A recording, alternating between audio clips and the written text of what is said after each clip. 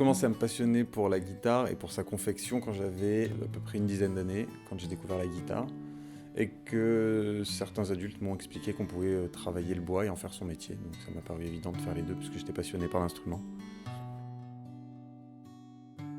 Ce que je préfère faire dans le métier, je pense que c'est les étapes de confection très très brutes. Par exemple, le fait de faire un manche, où on part vraiment d'une planche complètement brute et on va gratter à la râpe, on va enlever des gros copeaux de bois. Il y a ce rapport à la matière qui est hyper important. Donc je pense que ce que j'aime le plus, c'est définitivement tous ces moments de dégrossissage et de travail très intense sur le bois où on est vraiment en contact avec la matière.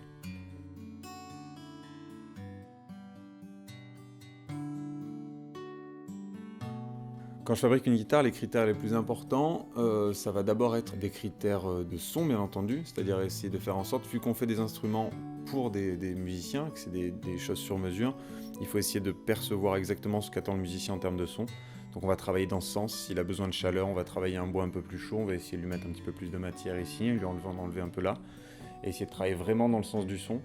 Et dans le processus de création, au bout d'un moment, les critères se dévient petit à petit vers tout ce qui est esthétique quand on arrive sur les finitions pour essayer de faire un objet le plus beau possible, le plus esthétique, le plus agréable au toucher.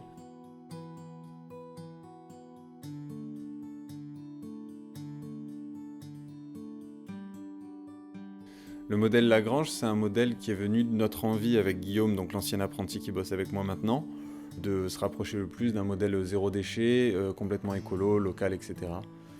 Et on a eu cette idée en voyant tous les masses provençaux qui partaient en pâture complètement, directement dans les fosses communes finalement, où on jetait le bois de vieilles bâtisses magnifiques qui avaient 200 ans.